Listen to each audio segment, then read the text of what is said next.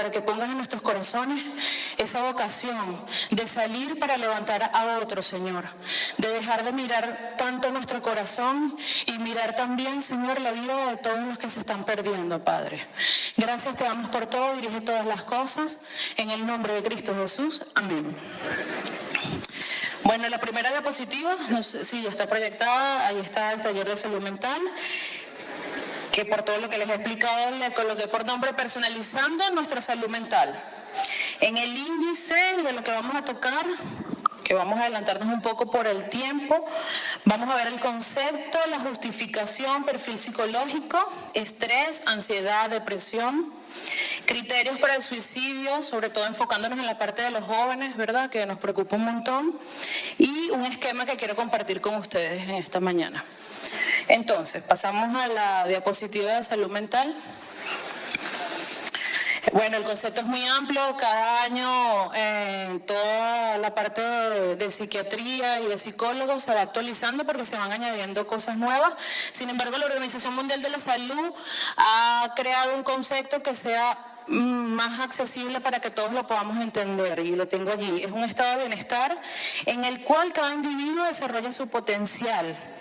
Puede afrontar tensiones en la vida, puede trabajar de forma productiva y puede aportar algo a su comunidad. De tantos elementos que tiene la salud mental, este ha sido el concepto que más se está utilizando y vemos distintos aspectos, ¿verdad? Cuando alguno de esos aspectos, cuando no nos podemos desarrollar, cuando no podemos afrontar situaciones de la vida, cuando no somos fructíferos para trabajar y cuando además no aportamos algo a nuestra sociedad, entonces ya estamos hablando de un posible problema en nuestra salud mental. Creo que todos hemos pasado por allí. ¿Qué es un trastorno de salud mental? Algo que utilizamos mucho en clínica es que para diferenciar o para decirle a los familiares de los pacientes que comprendan el diagnóstico, es comenzar por lo que no es. Entonces, ¿qué no es? No es un signo de debilidad. Y es muy importante que lo tengamos en cuenta, porque es un estigma que existe en la sociedad. Si tienes un problema de salud mental, entonces eres una persona débil. Esto no es. No porque lo digamos y ya, sino porque está comprobado científicamente. Lo que sí es un problema médico que puede causar mucha angustia y puede alterar la forma de pensar, la capacidad de controlar nuestras emociones y nuestro comportamiento. Con frecuencia afecta la capacidad que tenemos para relacionarnos. En psicología clínica y bueno, en psiquiatría, cuando se hacen los diagnósticos de los pacientes, tenemos un manual, que es el DSM-5 actualmente, por sus siglas en inglés, que tiene todos los criterios para que diagnostiquemos si esa persona corresponde o no a ese trastorno. Y es increíble porque en la mayoría de los trastornos este criterio se tiene que dar, y es la incapacidad de cumplir con las obligaciones laborales, escolares, las relaciones familiares. Entonces esto es bastante importante cuando estamos atravesando por algo que ya repercute nuestra manera de socializar. Bueno, algo muy importante que puede ocurrir a cualquier persona, no importa la edad, la cultura, la raza, nivel educativo o económico. Ahora, la justificación. Yo había traído para proyectar un video, pero bueno, no lo pudimos ver, que es las estadísticas de salud mental que existen a nivel mundial y en España. Sin embargo, lo quería hacer así para que no lleváramos mucho tiempo. Yo he querido traer la justificación que nos compete a nosotros, porque el tema de salud mental está a un clic de todos. Podemos buscar información y podemos saber todo esto que les estoy diciendo, pero nosotros como hijos de Dios, ¿merece la pena estar aquí hoy hablando de salud mental? Yo busqué textos bíblicos que los pueden ver allí en Proverbios 4:23, como el Señor nos manda que sobre todas las cosas guardemos nuestro corazón, ¿verdad? Esta palabra corazón hace referencia a nuestros sentimientos.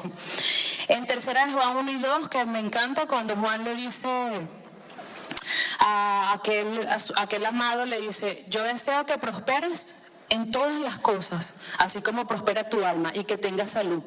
Es decir, el Señor está interesado que nuestra salud también vaya bien, ¿verdad? Jeremías 29:11, que ya lo leyó el pastor Donato. Esos pensamientos, esos propósitos que tiene el Señor para nuestra vida, no es que estemos derrotados ni hundidos en un trastorno, sino que tiene pensamientos de bien. Y aquí coloqué el número 1, que bueno, creo que es la justificación más importante para nosotros, es el primer gran mandamiento. Yo lo extraje del texto de Mateo 22 y 37, donde dice: amarás al Señor tu Dios con todo tu corazón, con toda tu alma y con toda tu mente.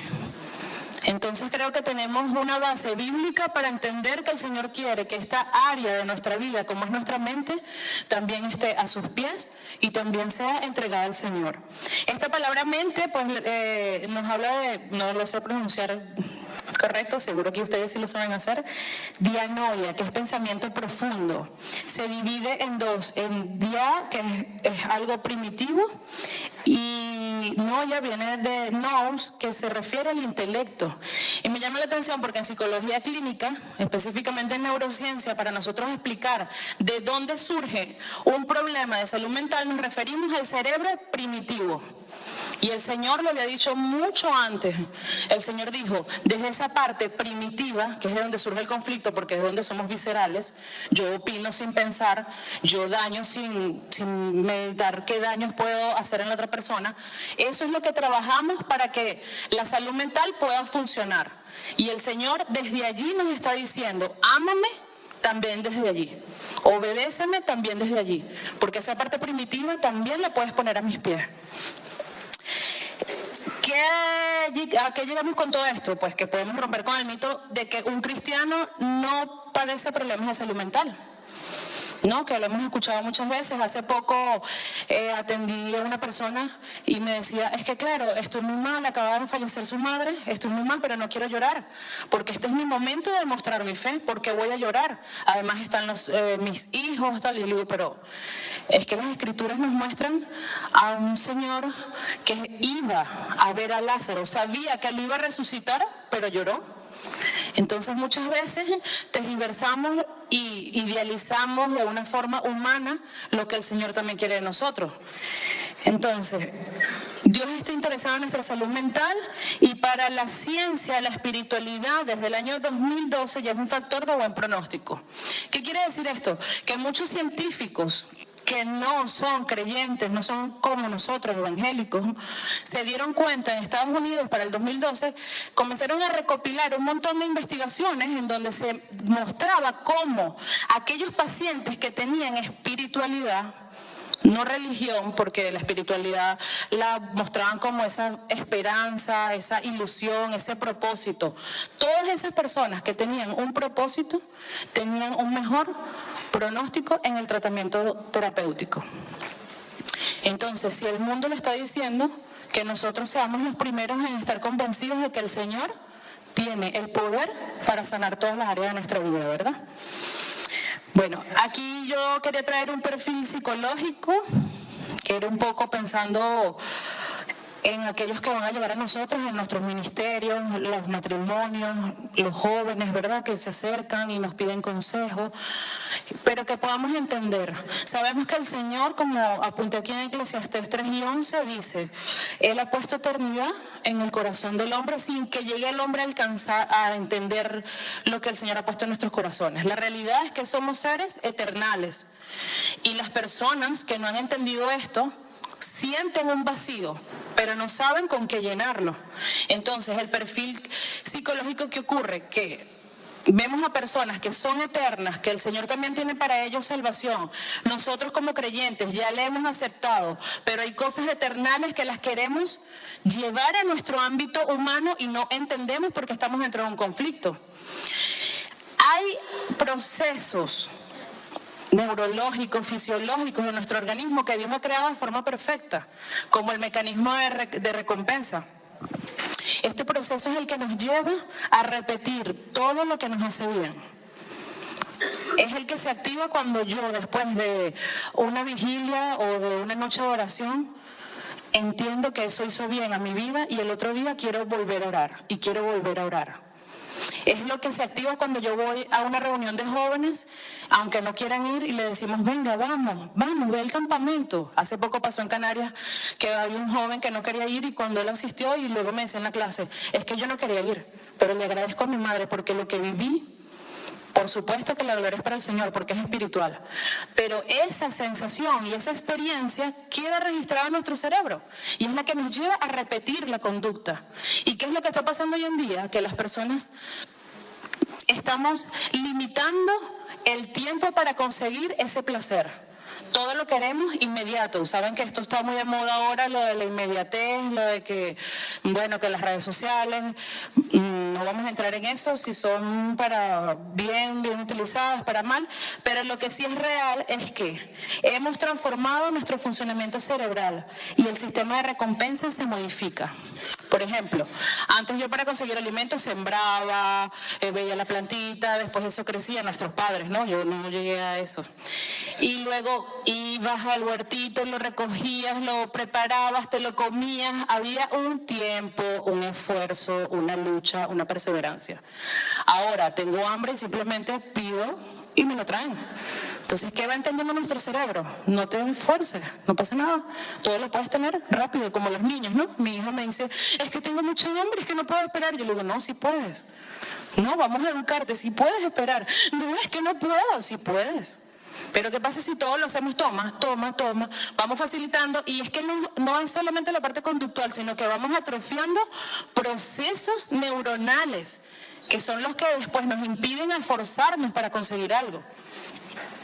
Entonces yo coloqué por aquí algo que estamos viendo en consulta, y es que ya la sociedad y los pacientes se han dado cuenta que con el materialismo no van a llenar su vacío espiritual ni su vacío existencial.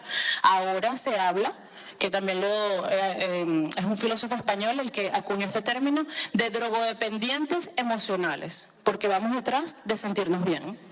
Es que yo me quiero sentir bien, es que en la iglesia no me trataron bien, es que no dicen lo que yo quiero, y bueno, en la iglesia es en todos los lugares, ¿no?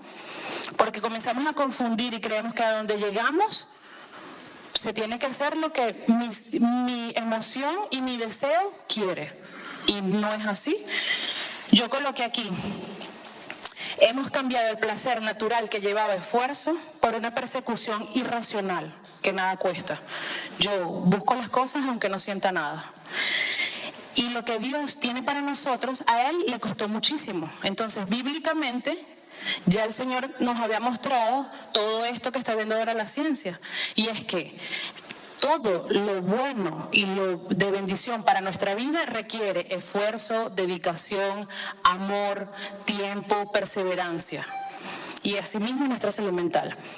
¿Qué ocurre cuando yo quiero todo inmediato y lo obtengo? Por ejemplo, se ve un montón con la pornografía. Muchos jóvenes que, bueno, por circunstancias han caído en esta situación, muchos adultos, personas en sus matrimonios. ¿Qué ocurre? Se atrofia el sistema de recompensas que les comento, y si para mí es tan inmediato que yo veo una imagen y ya mi cerebro tiene placer, pues cuando yo tengo que hacer una actividad que requiere un esfuerzo, hacer como las cosas que Dios quiere, bueno, que te cases, que tengas tu novia, la conozcas, te cases, hagas las cosas bien, ya eso no te va a generar placer. Porque tú le has enseñado a tu cerebro que el placer es inmediato y que el esfuerzo no es necesario. Ahí es cuando surgen los conflictos, y tenemos en nuestras congregaciones personas con problemas de salud mental, como de pareja. Es que ya no amo a mi esposa, yo no siento lo mismo porque ella todo el rato está, pero ya va, te has esforzado, has cultivado, has tomado tiempo. Encontramos un montón de situaciones que derivan en los grandes motivos de consulta que tenemos, y bueno, vamos a hablar rápidamente. No sé cómo voy de tiempo, a ver. Sí, 22, vale. El estrés. Bueno, el estrés. ¿Qué es el estrés? Allí en la diapositiva sale: el estrés es una reacción de nuestro cuerpo a un desafío o una demanda. Básicamente, nosotros, para explicarlo de una forma más sencilla, es cuando te sientes desbordado. Estás desbordado, es que no puedo con todo, es que hago esto. No tengo ni un tiempo para meditar en lo que estoy haciendo, ¿verdad? Entonces, es el enemigo invisible. ¿Por qué le decimos el enemigo invisible? Se le acuñó en los años 50, el enemigo invisible, el agotamiento emocional. ¿Saben estas personas que le decimos también en psicología, esas personas vampiros, con una persona con la que estás, que tú dices, pero es que no sé qué pasa, salgo tan agotado de estar con esta persona? porque te absorben. Esto existe, es real, se ha medido. El agotamiento emocional. Estar con personas que están todo el rato, la crítica, la burla, la malintención, todas estas son perfiles de personas que te van agotando emocionalmente. Y el estrés va surgiendo en nuestro organismo. ¿Por qué también es un enemigo invisible? Porque para cuando nos damos cuenta de que tenemos estrés, ya es prácticamente tarde porque hemos tenido un montón de síntomas. Semanas con dolores de cabeza. Yo tenía un paciente que él llegó, era un chico y me decía, es que mi mujer no me quiere, mi matrimonio se va a acabar. Cuando ella va a la consulta, que se dispone porque ella ama a su esposo y está en su matrimonio, me dice, no, es que el estrés laboral, claro, ¿qué era lo que él veía? Cada vez que ella llega a la casa tiene migraña y se cuesta dormir. Los fines de semana tiene migraña y le dan náuseas y le dan un montón de problemas que... Pero ¿qué es lo que ocurre? Que nuestro organismo, cuando estamos bajo estrés, se activa y necesita estar con esa adrenalina y con esa atención focalizada para poder cubrir las tareas. Cuando tenemos tiempo, es como cuando nos pasan la factura por el banco, que es cuando tenemos saldo suficiente, pues es igual. El organismo se da cuenta, ¿estás descansando? Pues venga, dame toda la energía que me has quitado. Y nos pasa la factura, el estrés, cuando ya es un poco tarde y nos damos cuenta, es que ¿desde cuándo tengo esta situación? ¿Cómo lo reconocemos? ¿Cómo se ve? Son personas que tratan de abarcar todo, ¿no? Que están en esto, en aquello, venga, no paran. No saben decir no y por eso se meten en tantos líos. Y la procrastinación, ¿no? Que es ese dejar para después, para luego. Y lo que hace es alargar esa brecha entre lo que debemos hacer y lo que hacen. ¿Qué hacer? Bueno, yo les traje algunas pautas que hacemos en consulta. Cada caso es único, no podemos generalizar porque cada persona tiene un problema en particular, pero el Señor nos da una lección magistral de las cosas que yo les quería mostrar, y es que la historia que vemos en Lucas de Marta y María, la palabra estrés, no existía hace tanto tiempo y no tenemos una base como estrés en la Biblia, pero esa palabra afán, que nos habla de esa esclavitud, de la esclavitud del tiempo, de la esclavitud del que dirán, de servir al otro, esa esclavitud es la que más se acerca a la palabra estrés de hoy en día. Entonces, ¿qué estaban haciendo Marta y María? Era válido que Marta quisiera atender al Señor. Y el Señor es lo que despierta en nosotros, querer servir. No sé si han escuchado esto, como que estamos trabajando para la viña del Señor y nos olvidamos del Señor de la viña. Es un poco por ahí, ¿no? Yo lo coloqué aquí, la lección magistral. ¿Por qué? Porque nos da el ejemplo del equilibrio que el Señor nos enseña que debemos tener entre la acción. No tienes que dejar todo para después, tienes que hacer las cosas, pero tienes que equilibrar también la contemplación. Entonces, estoy trabajando, sí, pero voy a ponerme atención en esto que estoy haciendo ahora. Esto es lo que está ocurriendo ahora. Nosotros ahora que estamos estudiando con el instituto también, pues yo tengo una asignación para el 29. Yo dije, ya va, porque primero es la convención. Entonces, me olvido totalmente de aquello para centrarme en esto. Cuando esto pase, recordaré que tengo otras asignaciones. ¿Qué estamos haciendo aquí? Tenemos que priorizar. ¿Qué es lo verdaderamente importante? ¿Merece la pena que esté desbordada con tantas situaciones o desbordado? Pues vamos a priorizar. Y luego vamos a dosificar, como le dice el Señor. Es que ella ha tomado la mejor parte y la cual no le será quitada. Todo lo que hagamos en los tiempos del Señor va a tener una retribución eterna. Y es lo que verdaderamente merece la pena, ¿verdad? Entonces, esas son las 3 cositas que les puse para el estrés, la palabra afán. ¿Qué pasa cuando este estrés se mantiene en el tiempo y no dosificamos, no paramos? Por ejemplo, hay algo muy importante que yo lo hice con un paciente y me decía, es que me da maravilla, es que ahora es otra cosa. Estaba súper agobiada con el estrés en el trabajo, una carga muy grande sobre sus hombros, una mujer, además tiene niños y bueno, un montón de cosas. Y yo le digo, pero para. Cuando estés allí, para. En medio de la jornada laboral, tómate 2 minutos y ora. Y reconoce al Señor que el tiempo es de Él y no el que te están marcando. Y esas son cosas que nos ayudan a ir ejercitando el manejo del estrés. Cuando este estrés se mantiene en el tiempo, pues surge uno de los diagnósticos de problemas de salud mental más diagnosticado que tenemos ahora aquí en España, más frecuente, que es la ansiedad. Existen muchos tipos de ansiedad, unas 14 tipos de ansiedad. Yo quería hablar de la ansiedad generalizada para enfocarlo más en esa angustia desmedida que sentimos. Puede ser por una carga laboral, puede ser por el rendimiento escolar, por mi familia. Ya no es estrés, ya no es una reacción normal ante una demanda. Ya esta reacción ha pasado de ser normal y se convierte en patológica y se va manteniendo. Entonces, ¿qué pasa? Nosotros le decimos, como para explicarlo un poco mejor, lo hacemos así entre los que estamos allí atendiendo siempre a los pacientes, que es una prima hermana del miedo, porque no llega a ser miedo real. El miedo real me da estrés, pero el miedo en el tiempo me da ansiedad, porque es un miedo que no existe tan latente como tú lo estás viviendo, sino que tú lo estás magnificando o te lo estás imaginando o simplemente te estás dejando llevar por la información del ambiente. Ojo que las personas con ansiedad, todas las informaciones de sucesos, de violencia, son muy peligrosas para ellos. Incluso el contenido de lo que leen en los libros, de las series, repercute muchísimo en la condición para la ansiedad. Entonces, una respuesta es activa los mismos mecanismos de peligro, pero se sostiene. ¿Cómo se ve? Bueno, la pregunta, siempre decimos que es un término un poco que no está muy bien, pero decimos como que hay preguntas cáncer dentro de cada trastorno, ¿no? Y la pregunta de la ansiedad siempre es el ¿y si? Y cuando vemos a un joven que te dice, pero ¿y si no llego a graduarme? ¿Y si no paso el abogado?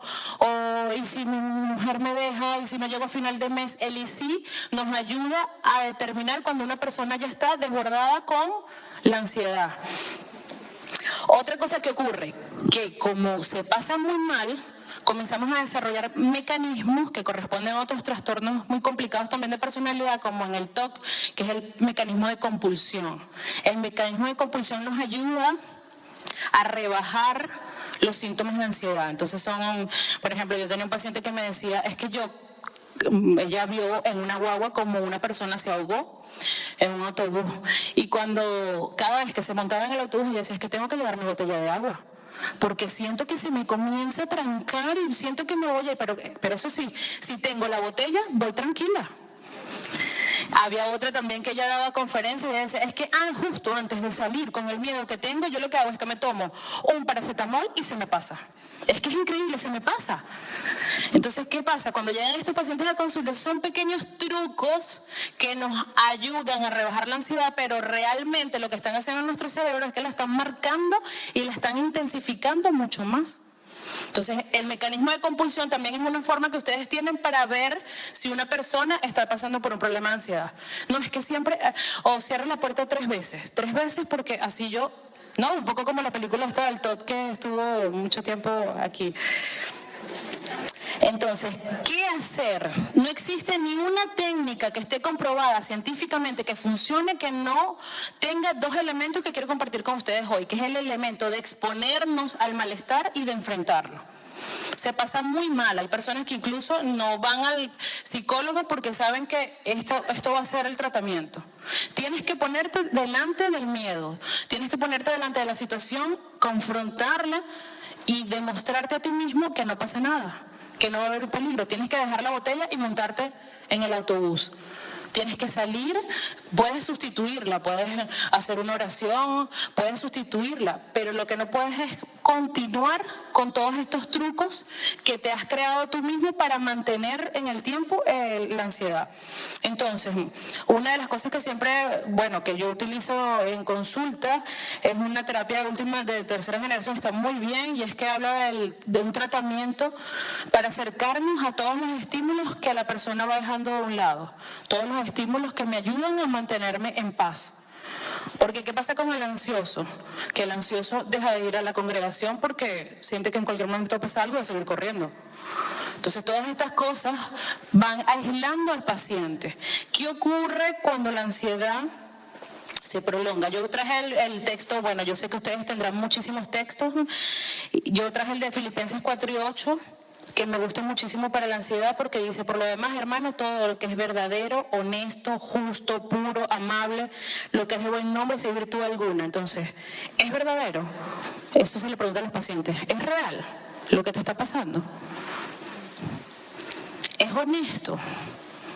Cuando tenemos quizás una reunión en nuestras congregaciones y vemos a las cosas de alguna manera, ¿es honesto? ¿Es real? ¿O es parte de tu pensamiento, de tu idea, de tu historia?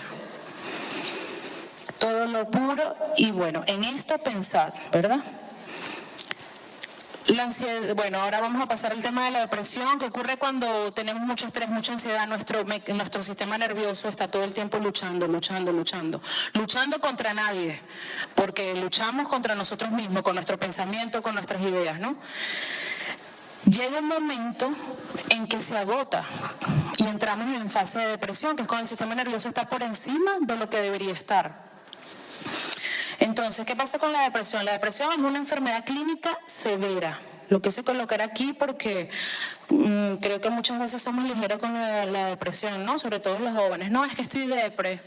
No, es más que eso, es más que una tristeza. Interfiere con nuestra vida diaria, con esa capacidad para hacer las cosas y es causada por una combinación de muchos factores. A ver, yo he tenido pacientes que tienen depresiones. Yo recuerdo mucho el texto en Corintios cuando dice que hay una tristeza que es para muerte y una que es para vida.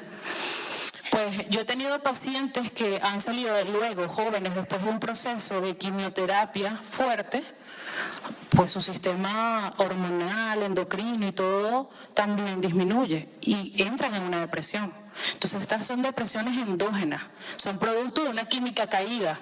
Pero tú ves a esos hermanos que te dicen, bueno, tengo una depresión, pero me acerca más al Señor, estoy luchando contra ella, esto me ha ayudado un montón.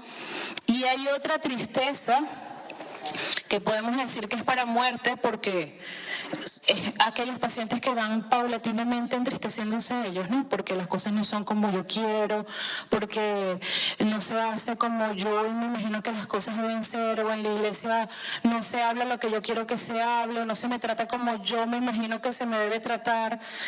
Bueno, aquí les puse los factores de cómo se ve.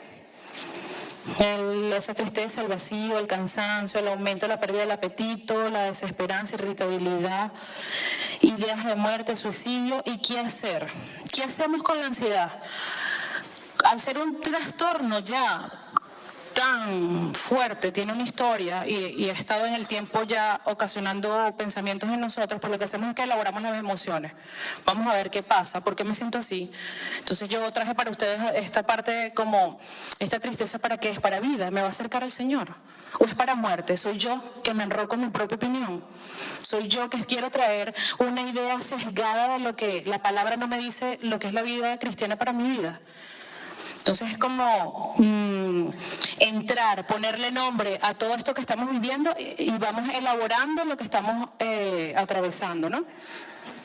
Aquí utilizamos la terapia de activación conductual, porque una de las cosas que tiene la persona con depresión es que ellos huyen. No, recuerdan Elías cuando él, tenía mucha ansiedad cuando se fue con ese miedo que venía Isabel y se va, me imagino que tuvo que luchar y allí estaba la adrenalina y se mete en la cueva, pero luego viene ese sentimiento de que me quiero morir, estoy mal, ¿no? Entran en ese proceso de depresión. ¿Qué pasa con ellos? Huyen. Las personas con depresión no quieren estar en la iglesia, no quieren estar en las reuniones familiares, no quieren hacer nada que les haga sentir bien.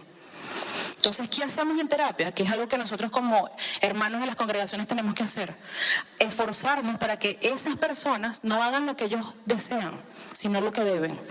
Venga, vamos, yo te busco. O vamos a hacer una reunión en tu casa. O los jóvenes, venga, pero prueba. Vamos a intentarlo, ¿no? Entonces es un poco eso.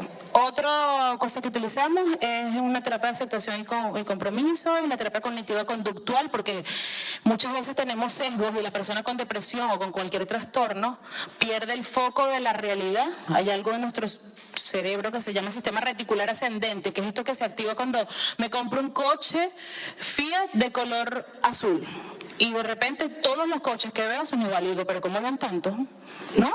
Que es un poco lo que usa la parapsicología, de que bueno, visualízalo. No, es que hay algo en el cerebro que se activa y te ayuda a mirar y perseguir aquello que corresponde a lo que tú tienes. Por eso es que cuando nuestros pastores nos dicen, ve, lee la palabra, léela, ¿pero por qué? Porque se te va a activar también esto y por eso vamos a estar llenos de su palabra, tener la mente de Cristo, ¿no? Yo traje el texto de 2 Corintios 15 que dice, derribando argumento y toda altivez que se levante contra el conocimiento de Dios y llevando cautivo todo pensamiento a la obediencia a Cristo. Van a venir argumentos a nuestra mente porque nosotros somos muy inteligentes y porque tenemos una parte pecaminosa que es muy creativa y vamos a tener muchos argumentos para no ir a la iglesia, para no confrontar el problema, para no superar mi matrimonio, mi problema matrimonial, para no hablarlo con el pastor, que es el que me puede ayudar. Muchos argumentos, pero si todos estos argumentos lo que hacen es que mantienen el dolor y lo estamos viendo en esa persona, pues vamos a acercarnos y vamos a decirle, no, vamos a derribar todo esto y vamos a buscar la verdad. Un gran problema que ocurre, bueno, hemos hablado de un poco de todas las situaciones, todo esto se aplica también a nuestros jóvenes están siendo golpeados muy duro por este tiempo en el que estamos viviendo. Muchas veces les entendemos, otras veces no, pero la realidad es que lo están sufriendo. Hay una realidad laboral, después que un joven se ha esforzado tanto por estudiar, sales y te das cuenta que el mercado laboral no era lo que esperabas. Hay una realidad social. Nuestros jóvenes creyentes tienen luchas tremendas en sus institutos para decir, no, yo no quiero ir a la fiesta del Halloween, o yo no quiero hacer esto. ¿Y qué está ocurriendo? Pasan por todos estos trastornos y, ojo, cuando hablamos de depresión hablamos también de suicidio. Muchas veces creemos que el que se va a suicidar tiene que estar sumergido en la depresión y nos hemos dado cuenta que no es en ese momento que ocurre el intento de suicidio. El depresivo tiene tan pocas fuerzas que aunque desee quitarse la vida no llega a eso, sino que cuando mejora es cuando va y lo intenta. Entonces yo quería traerles, como es un tema tan profundo, me dijeron al final que lo tocara un poco, pero bueno, se puede llevar hasta 2 horas solamente el tema del suicidio. Traje unos criterios equivocados para que así veamos un poco de forma amplia lo que traje, ¿no? Sobre el suicidio. El criterio equivocado, la persona que se quiere matar no lo dice, es completamente equivocado. Científicamente se han dado cuenta que 9 de cada 10 personas que se han intentado suicidar lo han dicho. Y el otro que queda, de alguna manera lo demostró. La persona que lo dice no lo hace. Bueno, un poco más de lo mismo. Todas las personas que se han intentado suicidar lo han expresado. Esto es un tema bastante doloroso porque los pacientes que quedan de familiares que se han suicidado sienten mucha culpa cuando ven estas estadísticas. Que de 10, 9 lo hayan dicho y el otro lo haya demostrado, es doloroso, ¿no? Porque pensamos, pudo hacer algo y no lo dice. Entonces dice, la persona que intenta el suicidio no desea morir, solo es un alarde. Aunque todas las personas que intentan el suicidio desean morir, es un error tildarles de manipuladores, te están manipulando, ese chico lo que quiere es llamar la atención de la casa. La recomendación en psicología clínica es: toma atención de cualquier indicio o cualquier rasgo que tú veas de muerte. Incluso, hace poco yo tenía una paciente que estaba muy mal, y claro, yo sabía por dónde iba, pero era una chica creyente, ¿no? Y bueno, esto es otro de los criterios que me estoy adelantando. Y yo le dije, ¿has pensado en el suicidio? Y claro, ella rompió a llorar y me dijo, sí, he pensado, me siento mal, sé que estás mal delante del Señor, pero ¿qué quiero decir con esto? Que acercarnos a su dolor lo que hace es que esa persona se sienta entendida y pueda ir procesando lo que está viviendo. Si de verdad se hubiera querido matar, se hubiera tirado delante de un tren. Esto es súper peligroso porque incluso está penalizado en el Código Penal vigente como calificado de delito de auxilio al suicidio. ¿Saben las personas que vamos por ahí muy ligeramente y dicen, bueno, pero es que si se hubiese matado, ¿por cómo se tomó esas pastillas? Ah, bueno, yo escuché uno que, porque el chico lo intentó y tomó mucho omeprazol. Y decían, pero es que no es loco, porque se tomó fue el omeprazol. ¿Cómo no se tomó otra medicación? Este tipo de cosas son incluso delitos. Entonces tenemos que tener mucho cuidado con esto. La persona que se repone de una crisis suicida no corre peligro alguno de recaer. Casi la mitad de las personas que lo han atravesado lo vuelven a intentar. Por lo tanto, es un criterio equivocado. La persona que intenta el suicidio estará en peligro toda la vida. También es equivocado porque, bueno, lo pueden repetir, pero no toda la vida, y eso es lo que tenemos que transmitirle. El dolor no dura para siempre, aunque lo creas así, el dolor pasa. La persona que se suicida está deprimida es otro de los criterios equivocados, porque hay otros trastornos. Incluso yo conocí a un chico que su padre se suicidó cuando la crisis, que como tenía tantas deudas, pues en un arranque de angustia, pero no era que estaba atravesando por ningún tipo de depresión. El suicidio se hereda, no es real, pero el ambiente sí que puede tener una influencia, o podemos heredar otros trastornos como la esquizofrenia, por ejemplo. El suicidio no puede ser prevenido, pues ocurre por impulso. Toda persona que se suicida, la realidad es que evidencia una serie de síntomas que han sido definidos como síndrome presuicidio. Consiste en la constricción de sentimientos del intelecto, inhibición de la agresividad, ya los dirigidos se lo reserva para sí. Entonces esto es un poco lo que les decía, ¿no? Que hay que tener mucho cuidado a esas personas que, bueno, no, ahora está súper callado, no se acerca, pues acércate tú. Pues búscale, está allí, que estés allí con él. No, al hablar sobre el suicidio con una persona está en riesgo de que lo incite a realizar. Está demostrado, pensamos muchas veces eso, incluso eso hubo demandas y todo en cuanto al periodismo, y se tomaron medidas, porque a veces la forma en que se da la noticia es muy cruel. Pero no porque se hable del suicidio con una persona quiere decir que lo vas a incitar, todo lo contrario. Cuando esa persona entiende que lo que está viviendo puede ser entendido por otra, disminuye el dolor y disminuyen las probabilidades. Acercarse a la persona en crisis suicida sin la debida preparación para ella solo mediante el sentido común es perjudicial y se pierde el tiempo para su abordaje adecuado. Este criterio me encanta cuando siempre lo explico, porque solemos creer eso, ¿no? Que si yo voy y me acerco a esa persona que veo que se está intentando suicidar, es que yo no sé hacer nada, y si lo empeoro, y es totalmente equivocado. Científicamente se han dado cuenta que nuestro sentido común por ayudar al otro, la empatía, se despierta cuando hay una situación tan riesgosa. Entonces todos podemos acercarnos a alguien y ayudar. Y solo los psiquiatras, médicos, psicólogos o sanitarios pueden prevenir el suicidio. Es un poco más de lo anterior, ¿no? Es cierto que sí, los profesionales lo hacen, pero cualquiera que esté interesado lo puede hacer. Existen guías, yo tengo guías donde, bueno, vemos este tema más ampliado. Bueno, en la siguiente diapositiva yo les traje unos versículos de cómo actuar ante pensamientos suicidas. Deben ser rápidos para escuchar nosotros, para escuchar a la persona que lo está pasando, consolar a los deprimidos en 1 Tesalonicenses. El Proverbios 17, esa capacidad de que nos mostremos amigos en todo momento y más cuando esa persona está en esa situación. Ser pacientes, el de Proverbios 18, 24. Les traje aquí también cómo actuar ante pensamientos suicidas. No podemos desafiar a la persona, vamos a tranquilizarlos. O algo súper importante que sirve para el suicidio, para todo, no te espantes. Cuando alguien se acerque a ti con un problema, no te espantes. Trata de controlar la respuesta de tu lenguaje corporal, ¿no? Porque el 60% de las cosas que decimos, el otro lo interpreta con nuestras acciones, ¿no? Entonces, si es posible, no la dejes sola, evita situaciones, elementos que lo puedan poner en riesgo.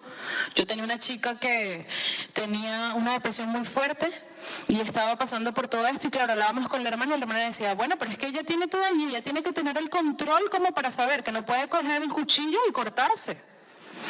Vamos a ver, ¿qué estamos haciendo? Si yo sé que a mi hijo eso le va a hacer tropezar, lo quito.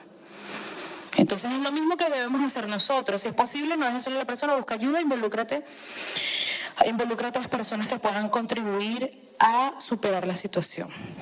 Bueno, ya para terminar, para que entremos, no sé si hay tiempo, a una parte de preguntas o testimonios que podamos compartir. Yo les traje un esquema que hace tiempo me dio el Señor cuando me pidieron algo de control de las emociones en una iglesia, y yo le he puesto pasos de fe. Este esquema nos puede ayudar a todos en cualquier ministerio, en cualquier situación, y también ayuda en todos los distintos trastornos. Entonces, ¿qué es lo que pasa? ¿Qué es lo que trae un hermano o un joven, una persona, cuando llega a nosotros con un conflicto? Lo primero que tenemos nosotros y que también vivimos es una emoción. O traemos ira, o traemos tristeza, o traemos rencor, o traemos rabia. Entonces, ¿qué vamos a hacer? ¿No les ha pasado que se acercan a alguien en la congregación y le dicen, no, es que me está pasando esto, y esa persona ni siquiera te contesta, sino que te mira así como, ah, sí, bueno, vamos a orar? Vale, eso no está mal, ¿no? Porque depende muchísimo de nuestra cultura y de nuestra personalidad. Pero por eso traje este esquema, porque cuando una persona viene a ti y está buscando, lo que quiere es que la escuches. Y por eso yo puse la historia. Nadie siente tristeza porque sí, hay una historia. Es que acabo de pelear con mi mujer, es que me acaba de pasar esto, ¿no? Entonces, ustedes recuerdan en camino a Emaús cuando iban ellos por el camino y el Señor se les aparece y ellos van hablando, y el Señor les dice, ¿qué pláticas son estas que tienen? Y ellos dicen, ¿eres tú el único que no te has enterado lo que ha ocurrido? Y el Señor le dice, ¿pero qué ha ocurrido? Entonces me llama la atención cómo el Señor, sabiendo lo que estaba pasando, indaga. Y eso es lo que nosotros también estamos llamados a hacer. No para entrometernos en la vida de otro, ni mucho menos, sino para que esa persona entienda que tú estás allí. Esa historia tenemos que aceptarla, no podemos juzgarla. Por eso les dije que aplica para todo. No podemos juzgar de antemano la situación que está trayendo esa persona. ¿Qué hacemos con la historia? La aceptamos y le prestamos atención como a ti mismo, como ese mandamiento de que amarás a tu prójimo como a ti mismo. Pues así, escúchale como a ti te gustaría ser escuchado. Y siempre recuerdo ese texto cuando estoy en consulta y muchas veces tengo tantas cosas, ¿no? Que la niña se puso mala, que mi marido no va a llegar a buscar a la niña y tengo al paciente allí y nos enseñan en la universidad, cuando tienes pacientes, que lo primordial es esa persona. Esa persona, tú no puedes traerle a la persona tu carga emocional, ¿no? Entonces recuerdo cuando el Señor dice, donde está tu tesoro, ahí estará tu corazón. Y siempre digo, Señor, ayúdame a amar a esta persona para ponerme atención y solamente desde allí la puedo bendecir y la puedo entender y ayudar.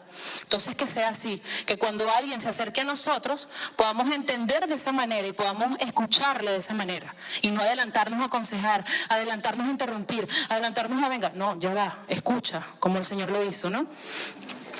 Después con la emoción, ¿qué vamos a hacer? Analizarla.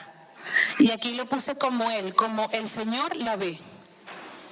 Porque muchas veces tenemos nosotros nuestras propias historias y nos dicen, bueno, es que me pasó esto. Ah, no, pero tranquilo, tú sabes que cuando yo tenía tu edad me pasó lo mismo. Pero lo que yo hice fue, no, ya va, Señor. ¿Saben esa oración de Nehemías? Siempre pienso en ella cuando Nehemías dice que cogió y oró y estaba delante del rey. Esa oración tuvo que ser en fracción de segundos. Esto me lo enseñó mi pastor, el pastor Rubén, que está en otro taller ahora. Cuando estoy delante de la persona, clamo al Señor y mientras le escucho, pido, Señor, muéstrame y enséñame tu palabra para guiar esta emoción a tu palabra. Y esto lo veo en el camino de Emaús, porque después que el Señor les esté escuchando, el Señor les dice, pero ustedes no vieron todo lo que se ha dicho, y comienza a revelarle las escrituras, dice, desde la ley hasta los profetas. Entonces, que no traigamos de lo que nosotros creemos, sino que el Señor nos lleve al texto o al testimonio que podemos darle en ese momento, en esa situación, a ese hermano o a ese joven, ¿verdad? Entonces, guiarlo. Y bueno, ¿qué podemos obtener de esto? Recuerden después cuando los discípulos, cuando ellos dicen, no ardía nuestro corazón cuando nos abrió las escrituras. Esta es la única palabra que puede cambiar las vidas. Que lo veamos como el Señor lo está viendo. Y otro punto importante que vi aquí en esto de Camino de Emaús, no los quiero enredar mucho, pero bueno, lo vi ayer y dije, lo tengo que decir, fue que ellos como pacientes, por así decirlo, el Señor les dijo, ¿qué está pasando? Venga, les escuchó. Después les dice, pero es que eso no es así. ¿Qué quiere decir esto? Que no todo el que se nos acerca, porque eso te nos ocurre. No, es que yo creo que no quiero ir. Ay, bueno, no pasa nada, si no quieres ir, no vayas. Tú tranquila, no te enrolles, ¿no? El Señor sabe todas las cosas. Vamos a ver, ni mucho ni poco, ¿no? El equilibrio, la verdad. El Señor les dijo la verdad. Ustedes no escucharon lo que se decía. ¿Qué pasa? El Señor les va mostrando la palabra. ¿Y qué pasa al final? Que ellos le invitan a quedarse con ellos.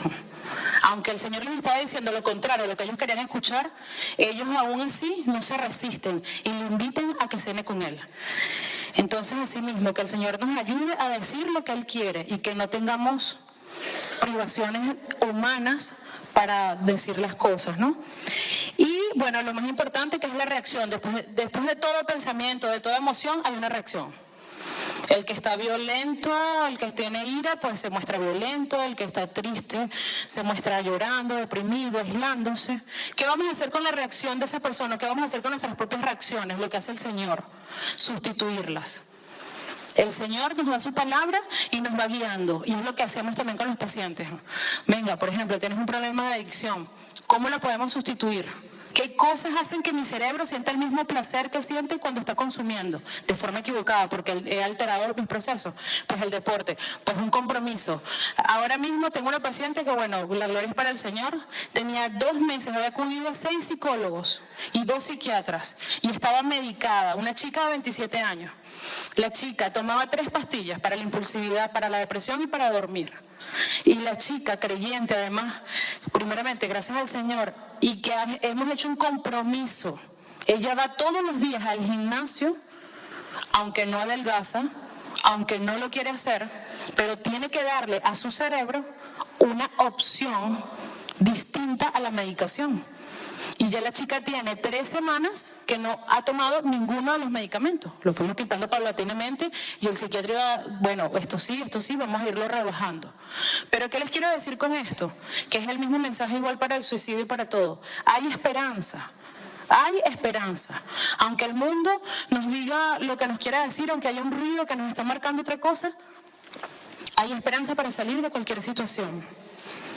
Y la única manera que tenemos para hacerla es llevando al paciente a esos nuevos propósitos. ¿Qué hacemos con un paciente? Que no podemos, bueno, venga, la palabra, le decimos, venga, vamos a hacer un proyecto de vida. ¿Qué quieres hacer? ¿Qué te gusta? Vamos a planificarlo, vete a tal universidad, vas a hacer esto primero. No, le damos un motivo, una razón, un propósito, un sueño. Pues que nosotros también seamos capaces de ver en ese hermano no el problema, sino que veamos más allá, como pasó con Gedeón, que el Señor le dice valiente y esforzado, y Gedeón dice que estaba temeroso.